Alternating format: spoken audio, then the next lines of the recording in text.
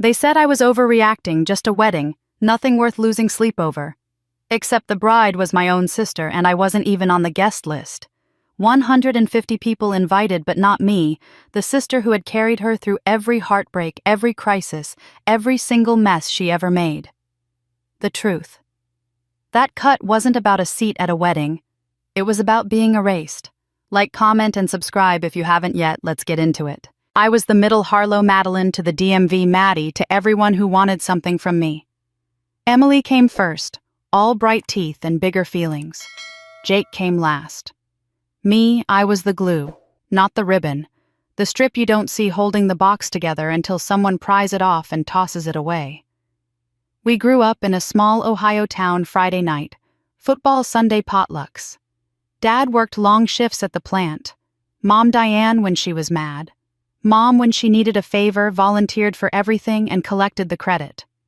I inherited her knack for smoothing disasters, not her spotlight.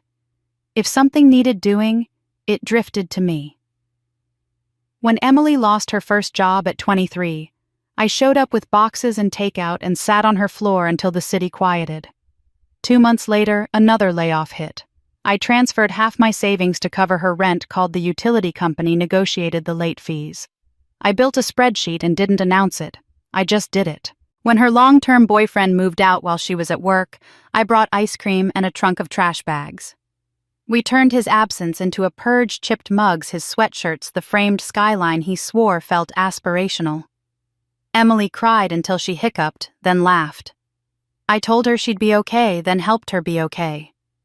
Jake noticed. He'd squeeze my hand under the table like he was saying, "I see you, sis," without lighting a fuse. 22 saving diner tips to replace a car that barely started. He still remembered the time I argued his suspension down to lunch detention. Mom and I had a choreography. I brought her feelings. She spun them into lessons about gratitude. If I said, "It hurt that Emily forgot my birthday again," she said, "She's under a lot of stress, honey. Be the bigger person." If I mentioned I was tired after covering a bill, Mom tilted her head and praised my generous heart, as if naming the virtue meant I shouldn't notice the bruise. She didn't ask what I needed. She reminded me who I was expected to be. When Emily got engaged, the news landed like confetti. The ring appeared on a Tuesday. By Thursday, we were taste-testing cake. I made spreadsheets, negotiated a small venue discount over a website glitch, smoothed a seating issue with Aunt Lisa's in-laws, offered to run logistics the day of. "You're the best," Emily said, already texting her florist. I didn't need a parade. Not my name in lights or a toast in my honor. I just wanted a seat that wasn't folding and stuck behind a pillar. A thank you that wasn't an afterthought. A moment where the people I loved looked me in the eyes and saw the ways I showed up without being asked. I told myself family meant doing what needed doing and trusting the ledger to balance. But the ledger always tallied in one direction. On a humid Tuesday in July, after a 12-hour shift, I came home to the apartment I paid for by packing lunches and saying no to the small luxuries I helped Emily afford. I dropped keys in the dish, kicked off flats, and microwaved leftovers while my phone buzzed with the bridal thread sample bouquets, blush linens, robe options. I wasn't a bridesmaid. Emily said it would complicate the vibe. There was a new DM from Emily. The preview on my lock screen said, "Hey, just wanted to let you know." I swiped it open. I read the message once, thinking I'd missed a word. I read it again slower, hearing her voice in my head like it might smooth the edges. "Hey, just wanted to let you know the guest list is finalized and we had to make some tough cuts. Hope you understand. Love you." Tough cuts. My name had become a budget line slashed by a red pen. I blinked, felt heat flood my cheeks before meaning did. I scrolled up, hunting for context, a mistake, anything. The planner screenshot in the group thread boasted a head count of 150. The venue capacity 150. My math worked. My place didn't. My fork hovered over the plastic container, then lowered to the coffee table like a white flag. The world did not change shape. The fridge hummed. Humid air pressed the window. The thrift store lamp threw a small cone of light over a patch of rug. Everything was ordinary, except the hinge inside me. The one that always swung toward yes, creaked, and refused to move. I typed, deleted, typed again. I tried humor. Did I miss when I became a cousin twice removed? I tried directness. Emily, I'm your sister. None of it left drafts. I could already hear Mom's sigh, the one that shrank me back into a rowdy child. It's just a wedding, Maddie. Don't make this about you. Be gracious. Across town, Emily was probably circling menu choices with a glitter pen, telling herself the same story Mom fed us Maddie will understand. Maddie always understands. That was the role. That was the script.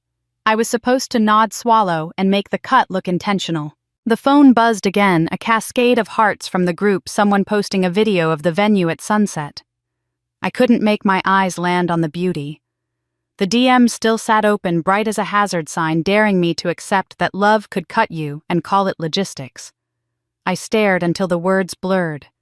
Then I held the phone steadier. It didn't change. The message didn't grow kinder the fifth time I read it.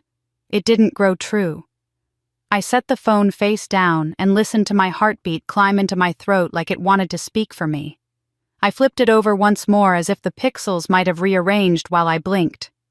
They hadn't. The text remained small and surgical. I read it one more time, disbelieving. Tough cuts. I called Mom before I could talk myself down.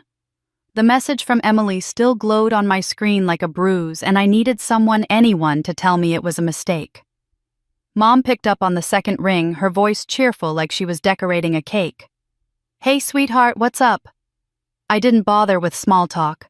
I just got a message from Emily. She says the guest list is finalized. I'm not on it. Silence just long enough to confirm what I already suspected. Then a sigh, soft and patronizing. "Oh, honey, it's just a wedding. Don't make a big deal out of this." I sat back staring at the ceiling. Not a big deal, I'm her sister. How am I not invited to my own sister's wedding?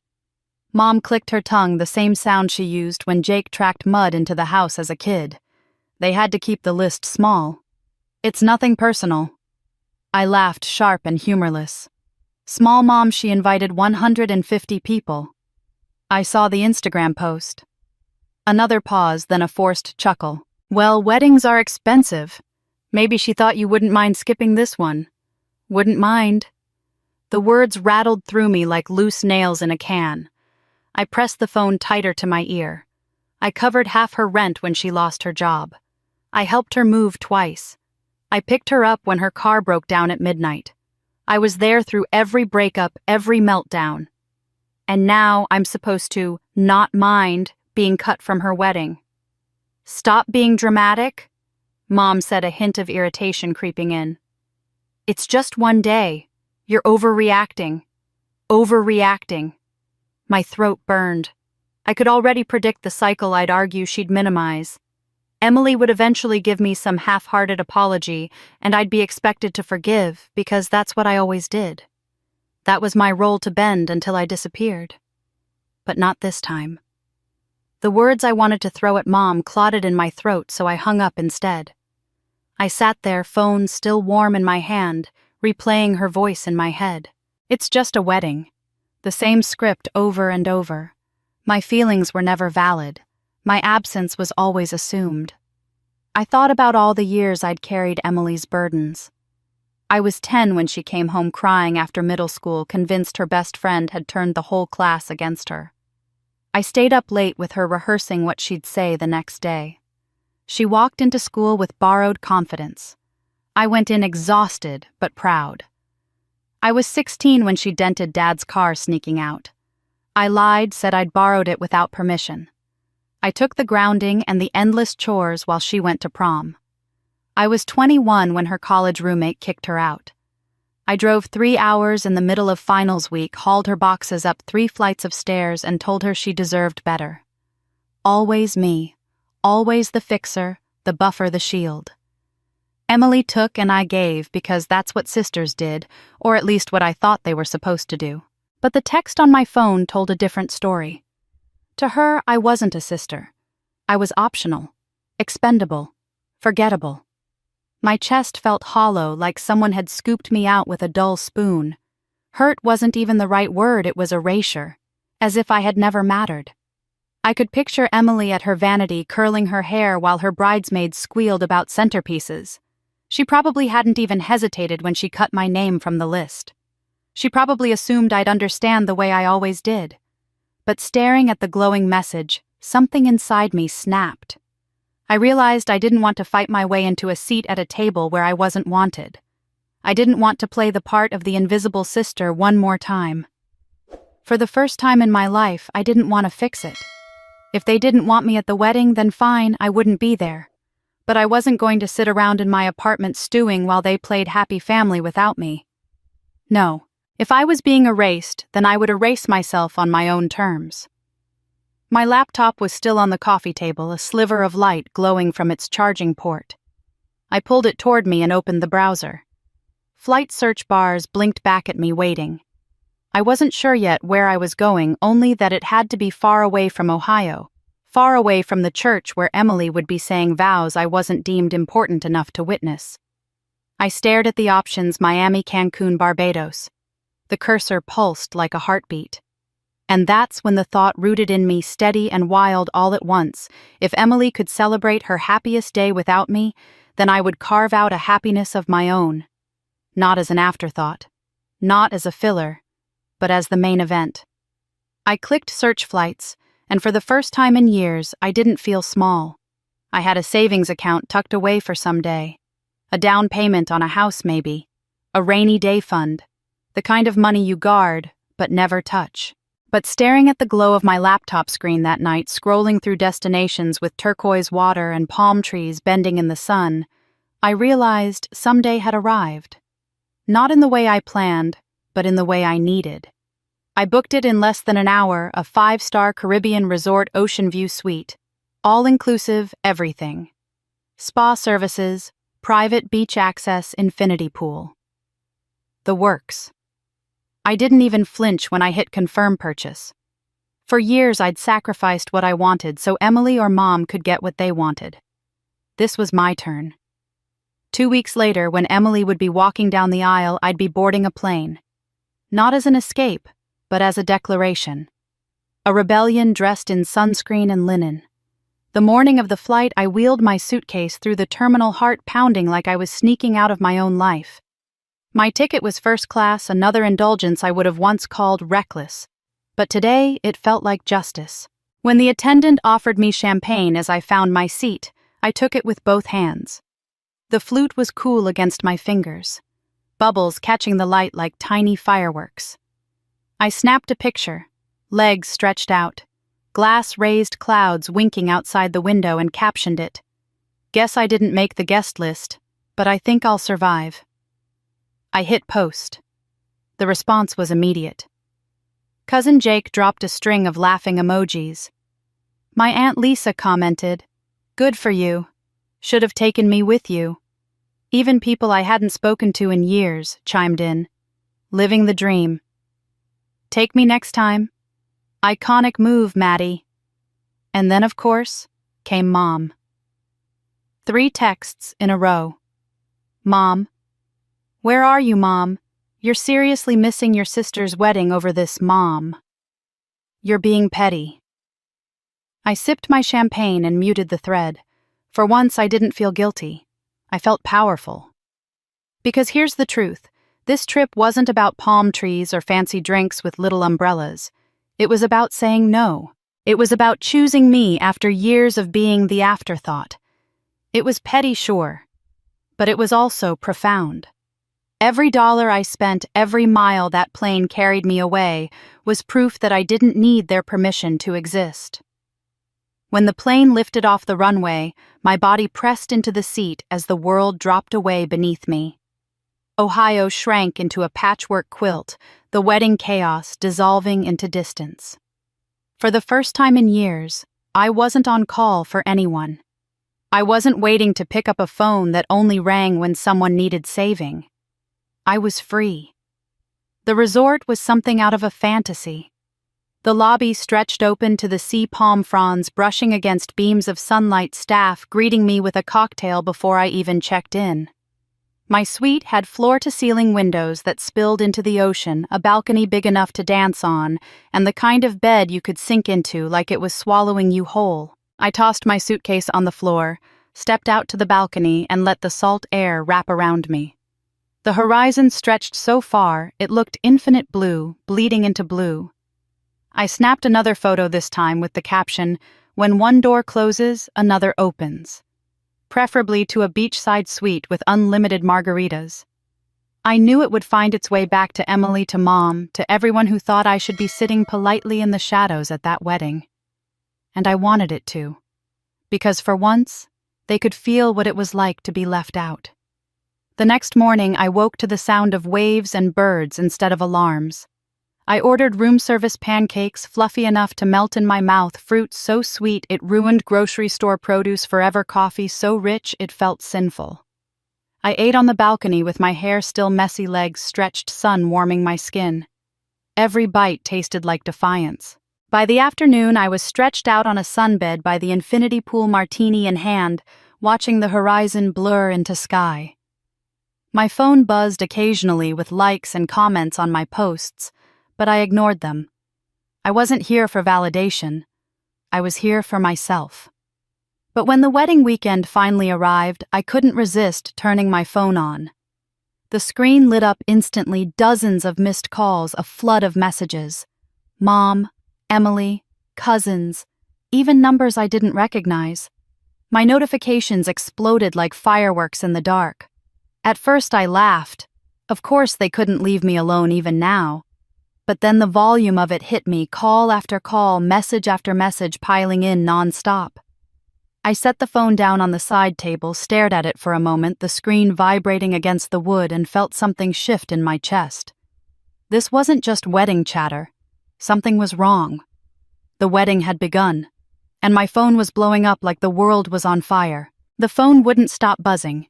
It skittered against the glass table by my pool chair, rattling like an insect trapped under a jar. I watched the waves roll in, pretending I couldn't hear it, sipping slowly from the stem of my martini. My toes dangled over the edge of the infinity pool, the ocean stretching endlessly beyond it. Call after call, text after text. The names scrolled across the lock screen. Mom, Jake, even numbers I didn't recognize. I smirked, adjusted my sunglasses, and let it ring. If this was another round of guilt trips, they'd have to stew in their own silence. But then a notification preview slid across the screen. From Cousin Melissa. You won't believe what just happened.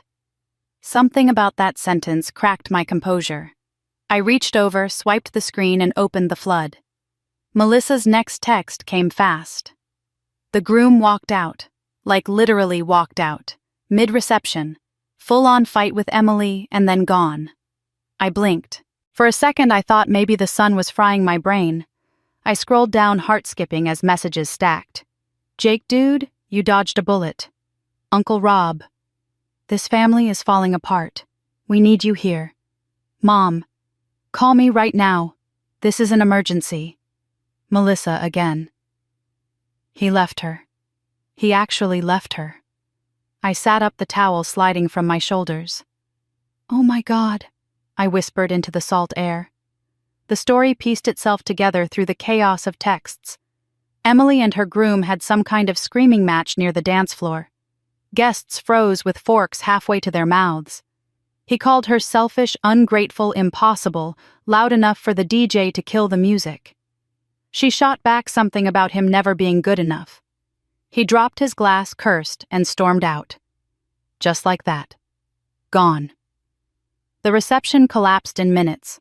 Uncle Rob and Dad started yelling over whose side of the family was ruining the Harlow reputation. Grandma burst into tears, convinced the entire thing was a sign from God. The venue, desperate to salvage order, shut down the bar early after some cousin tried to climb it for shots. It was carnage. And while the confetti of their perfect day turned to ashes, my phone filled with one panicked plea after another. Maddie, please pick up.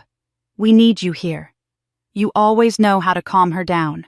Emily's hysterical, she won't listen to anyone. This family is in crisis. Come home now. I leaned back in the lounge chair, tilted my sunglasses down, and let the grin spread across my face.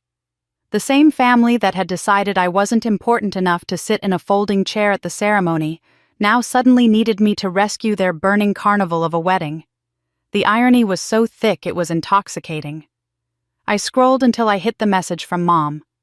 "This isn't the time for one of your moods. Your sister needs you. Come home right now. Be mature about this." I laughed out loud, startling the couple in the next cabana. Mature was covering Emily's rent when she blew through her savings. Mature was lying to Dad so she wouldn't get grounded. Mature was cleaning up every mess she ever made while Mom whispered that I should be the bigger person. They wanted the bigger person now. They wanted the fixer. Too late. I set my drink down and took a photo of the pool, the water blending seamlessly into the horizon, the sky so blue it hurt. Then I typed a single caption. "Sorry. I'm a little busy enjoying my overreaction." I hit send. Seconds later, the screen lit up again. This time, the name froze me. Emily. For the first time since the whole ordeal began, my sister was reaching out directly. My thumb hovered over the message pulse, ticking in my ears. "Please, I need you." I read it 3 times, trying to summon the voice I used to know, Emily crying into my shoulder after a breakup. Emily squealing with relief when I fixed her mistakes, Emily saying "you're the best" without even meaning it. But all I could see was her text from weeks ago. "Tough cuts. Hope you understand." And now here she was, broken at the altar, begging for the sister she hadn't wanted in the first place. The sun beat down on me, hot and merciless. I reached for my drink again, swirling the ice until it clinked like tiny bells. My lips curved into a slow, deliberate smile. For the first time in my life, Emily needed me. And for the first time in my life, I wasn't going to give her what she wanted. The screen glared in my palm, Emily's message hanging there like bait. "Please. I need you." My thumbs moved before I could second-guess myself. "Sorry, I'm busy enjoying my overreaction." I hit send, then clicked straight to her contact info. Block. One tap and the lifeline between us severed. I did the same to Mom, who had spent the last hour spamming me with increasingly frantic texts. "Come home. Fix this. Be the bigger person. Don't abandon us now. Block." Jake's number 2, not because I hated him, but because I knew they'd use him as bait if they couldn't get through themselves. Aunt's uncles, even Melissa, though she'd been the only one with sense. My thumb scrolled like a guillotine. Block, block, block. The silence that followed was immediate, deafening, and delicious. I set my phone face down on the table and leaned back in the sun lounger. The waves rolled in steady, each one erasing the noise of Ohio a little further from my body.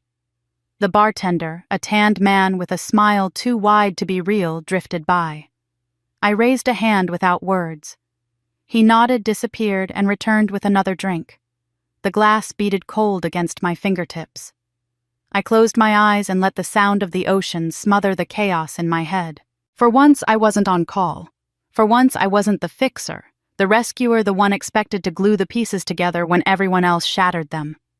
My whole life, I had been trained to swoop in, whether it was Emily's heartbreaks, Mom's guilt spirals, or Jake's teenage stunts.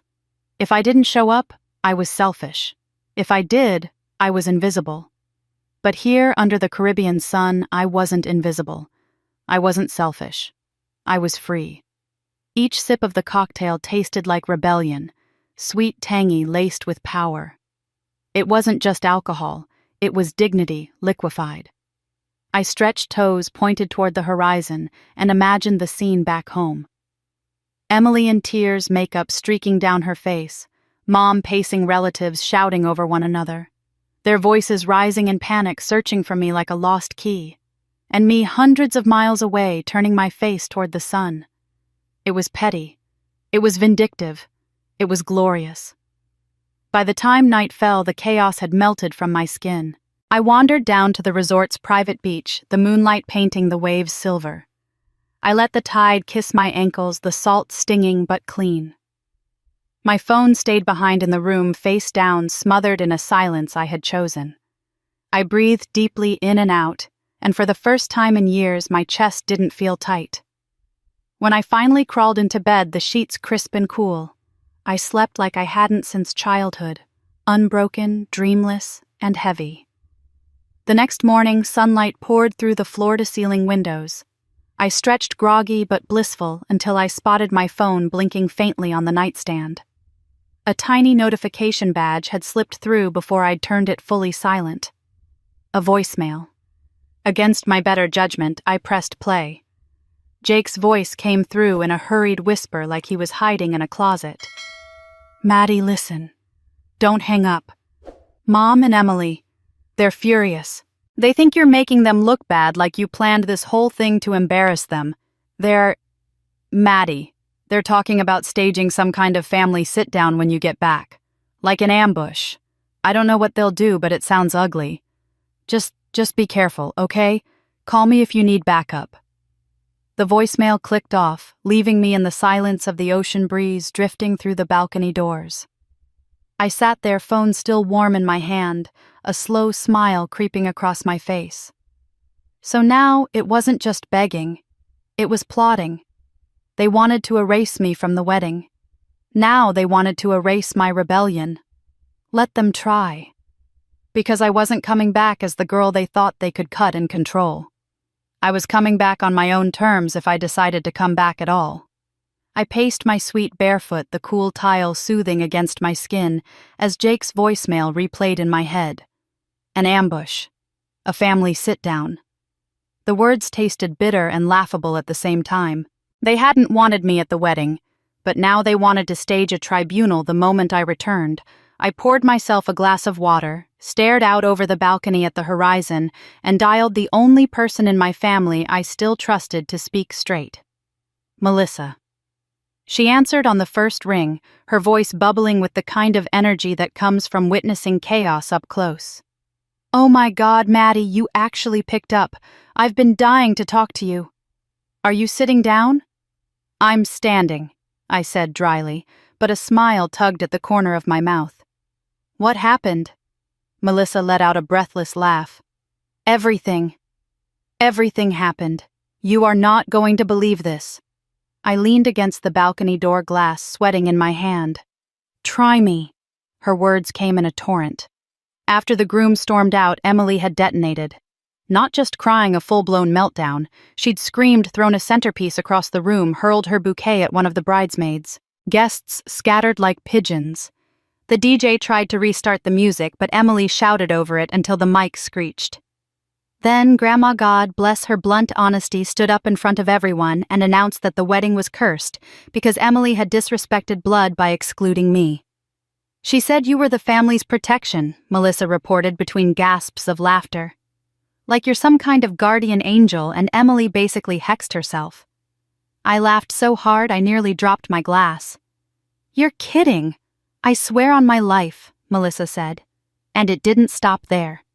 "Uncle Rob started shouting at your dad, blaming his side of the family for raising selfish kids.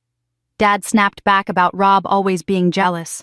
They were nose to nose before the staff dragged them apart. And then Aunt Lisa tried to mediate, but your mom told her to shut up. It was like Jerry Springer in tuxedos." I pressed my palm to my forehead, wheezing. "This is insane. Insane." Melissa agreed, and kind of poetic. The whole reception collapsed in under an hour. They closed the bar early, people started leaving in droves.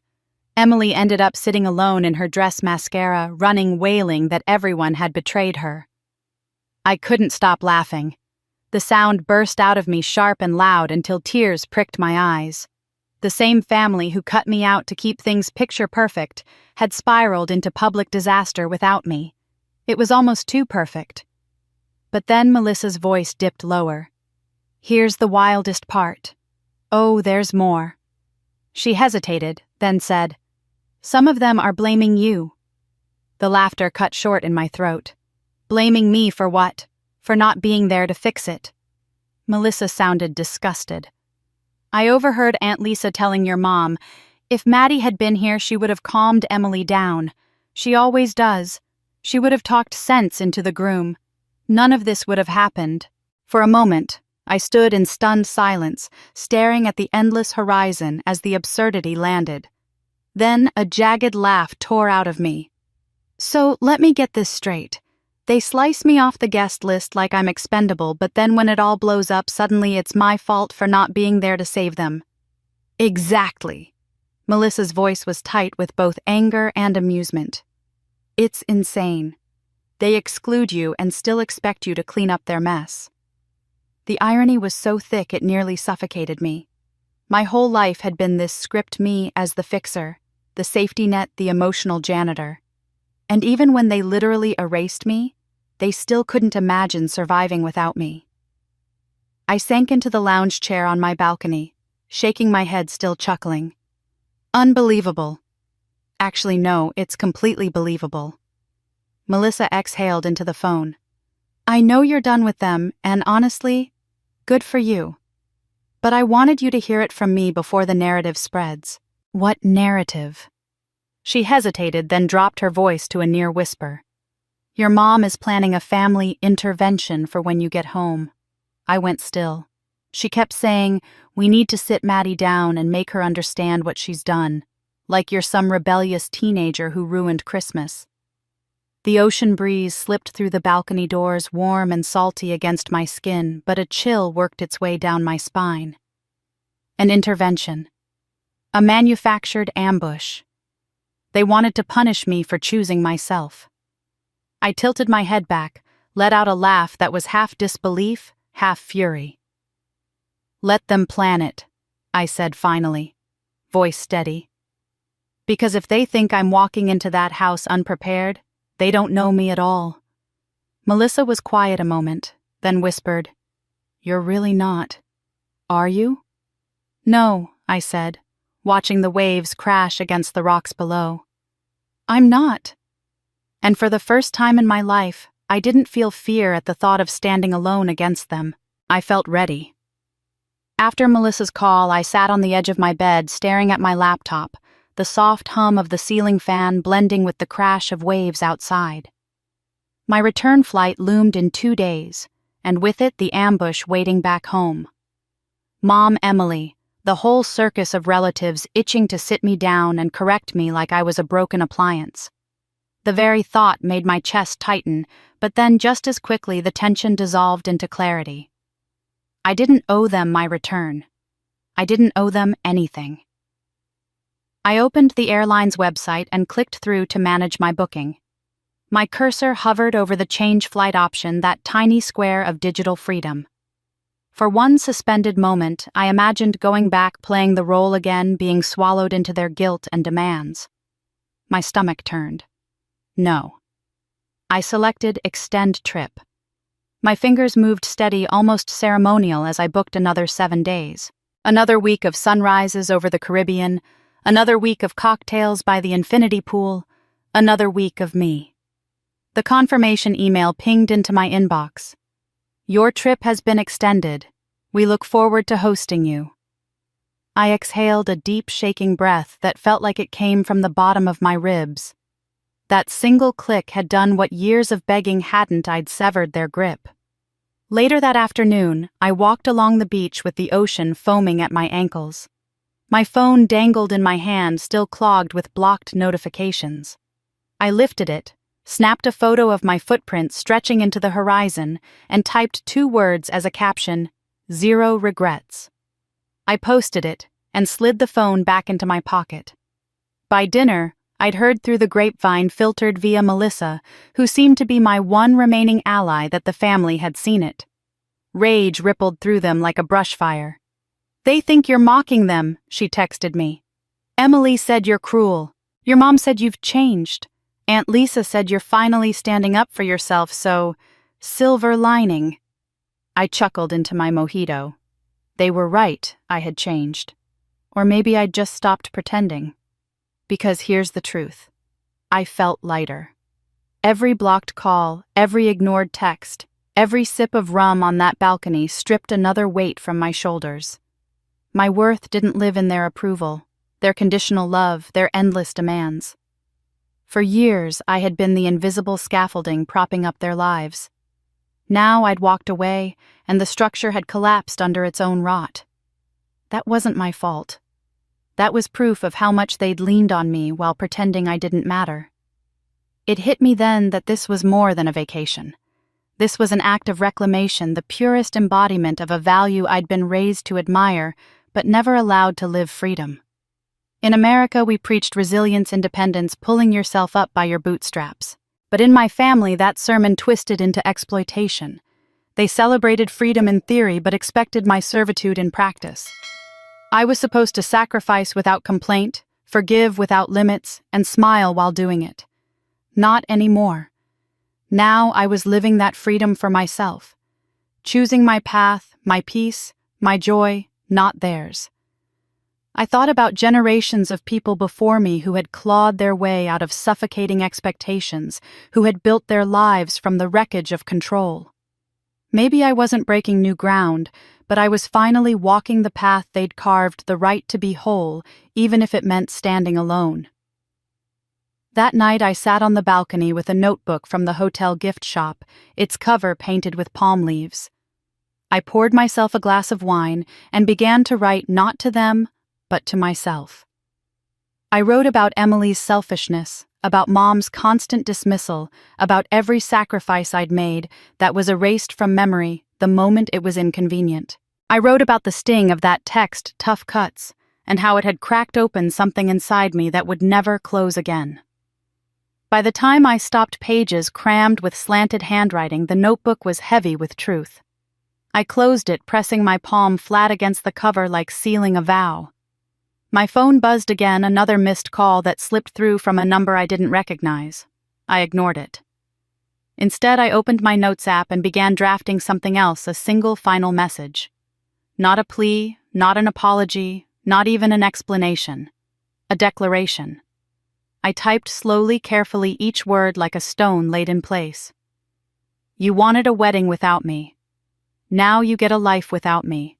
I am not your fixer. I am not your scapegoat. I am done. Have fun cleaning up your own messes. I stared at it, the black letters against the white screen burning into my mind. My thumb hovered over send, but I didn't press it, not yet. I wanted them to stew in silence a little longer. For now, the draft sat there glowing faintly, a match waiting to be struck. And on that balcony with the Caribbean night pressing warm around me and the sea whispering below, I smiled to myself. The severing had begun. The only question left was whether I would finish it with a whisper or a blaze. The draft sat in my notes app for 2 days, simmering like an ember I refused to snuff out. Every morning I read it over, fingers hovering, wondering if I should press send. Every night I fell asleep with the phone face down, its glow seeping faintly through the glass, reminding me of the words waiting to be unleashed. Finally, on my 6th morning in paradise, I decided enough was enough. I pulled the balcony curtains wide and let the sunrise blaze into my room, golden light pouring across the floorboards. The air smelled of salt and flowers. It felt like the world was daring me to stop hesitating. I opened the notes app one last time. My heart thudded not with fear, but with something sharper, anticipation. I copied the words, pasted them into a group message to Emily and Mom, and read them aloud under my breath, steady and clear. You wanted a wedding without me? Now live without me. I'm not your backup plan anymore. Then I pressed send. The message shot off into the ether, a blade I'd honed for weeks now, finally freed from its sheath. Almost instantly, their names lit up on the screen, first Mom, then Emily, scrambling to respond. I didn't even look. My thumb moved with a certainty I'd never felt before. Block, block. And just like that, it was done. The silence that followed wasn't empty. It was full. Full of all the space I'd cleared by refusing to carry their weight anymore. Full of the clarity I'd craved since I was a kid, waiting for scraps of validation that never came. I sat back in the chair, staring out at the horizon as a tide of relief washed over me. My chest felt open, lighter than it had in years. All the resentment, all the swallowed anger, all the old wounds, they didn't vanish, but they loosened their grip. They no longer owned me. I owned me. That evening, I booked myself on a sunset cruise. A celebration not of spite, not of revenge, but of freedom. The boat was small, intimate, with only a handful of other passengers. We slipped out of the harbor as the sun dipped low, the sky painting itself in streaks of orange and purple. The air was warm but breezy, carrying the scent of the ocean straight into my lungs. I stood at the railing, a glass of champagne in hand, the sea stretching endlessly before me. For once, I wasn't thinking about who needed me, or who might be disappointed, or what role I was supposed to play. I wasn't anyone's safety net or stand-in or scapegoat. I was just Maddie Grace Harlow, a woman watching the sun melt into the water alive in her own skin. As the boat glided further from shore, I thought about all the years I'd lost trying to earn love that had strings attached. I thought about Emily, who cut me out without hesitation, and Mom, who taught me that my feelings were always too much. And then I thought about myself, the girl who had carried them both for too long. And I smiled, because for the first time, I had put her first. The sky darkened into indigo stars, flickering awake one by one. I lifted my glass in a quiet toast to the ocean, to the night, to myself. "Here's to no regrets," I whispered. The boat swayed gently, the horizon wide and unbroken. I felt the question rise unbidden, a whisper that used to haunt me whenever I dared to imagine a life beyond them. What comes next? But this time the thought didn't tighten my chest. It didn't fill me with dread or guilt. It sparked something electric in my veins. Excitement. For once, the unknown wasn't a threat. It was a promise. Back in my suite, the notebook with palm leaves on its cover lay open on the desk. I uncapped a pen, the same one the hotel had slipped into the drawer beside the stationery, and stared at the blank page. The boat ride still clung to me, the scent of salt on my skin, the memory of stars unfurling over the water, and I wanted to capture it before it dissolved into memory. I began to write. Betrayal. Rebellion. Liberation. The words scrawled across the top of the page like a headline. Underneath, I began filling in the story, not in neat chapters, but in fragments, moments that had built the arc of my undoing and my becoming. I wrote about the text that gutted me, tough cuts, how disbelief had curdled into rage and rage into resolve. I wrote about booking the flight, the champagne glass in first class, the photo captioned, "I think I'll survive." I wrote about the phone buzzing with the news of the grooms storming out, about my laughter echoing into the Caribbean night. And I wrote about the final text, the blade I'd let fly, "I'm not your backup plan anymore." Each line loosened something in me. For years I'd swallowed my story, edited myself into the background, erased my own hurt, so their version of events could stand unchallenged. Now I was rewriting it line by line in my own hand. Still grief hovered like a ghost. I paused, pen dangling as the ache pushed through. I had lost something real, even if it was poisoned the illusion of belonging. I'd lost the identity I had worn like armor, the reliable one, the fixer, the good daughter. Without those titles, who was I? The question made my chest hollow for a moment. But then I realized maybe that hollowness wasn't absence. Maybe it was space. Space to fill with something I chose. I started writing again, this time about the future. Career goals. I'd always been the dependable one at work, too, the one who took on the projects no one else wanted. But what if I stopped hiding behind reliable and went after leader? I wanted to start applying for managerial roles, maybe even shift into consulting. I could build something that wasn't just steady but thriving. Chosen family.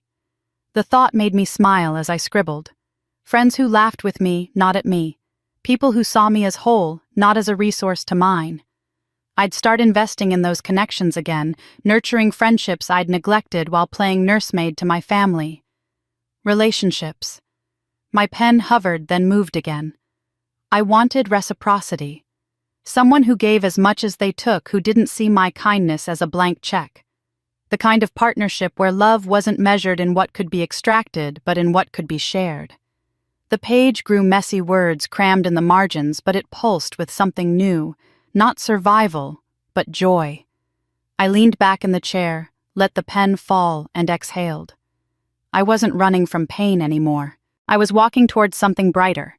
The realization made me laugh soft, almost shy at first, then fuller. Resilience.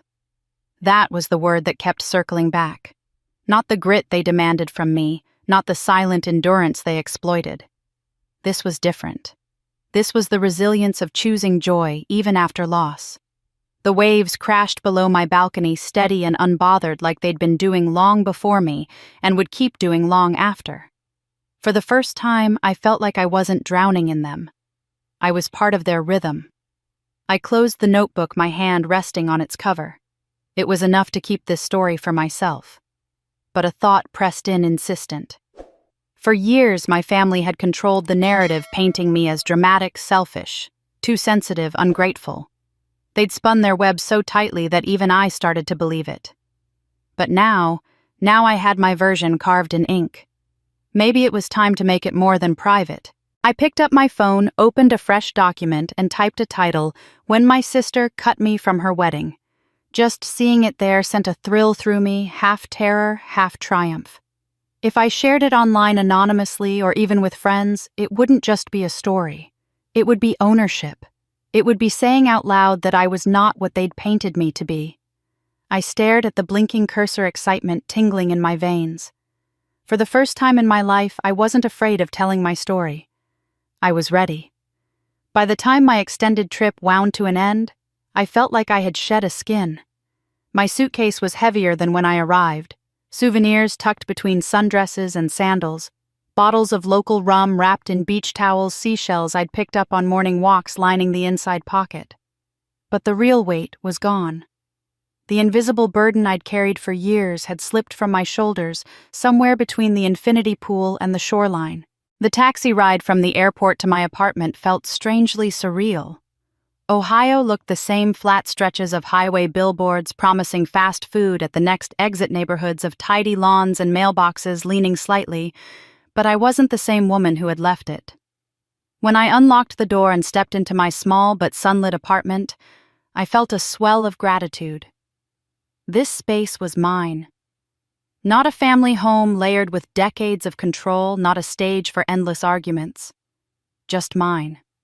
The walls, the furniture, the quiet. It all felt like freedom in its simplest form. I set my suitcase by the couch, dropped the souvenirs onto the kitchen table, and opened the blinds. Afternoon light spilled across the room, warm and golden, catching on the small plant I'd left by the window. Somehow it had survived without me. The first wave of messages arrived within hours. Melissa texted, "Just checking in, are you home? I want to hear everything when you're ready." Jake called twice, then left a short voicemail. His voice was softer than before, cautious. "Maddie, I know you're mad and you're right to be. But Mom's, well, she's not letting it go. Just do what you need to do. I'm here if you want to talk." And then tucked into my mailbox the next morning, an envelope with Diane Harlow's neat looping handwriting. I stood at the counter with a mug of coffee, staring at it like it might bite.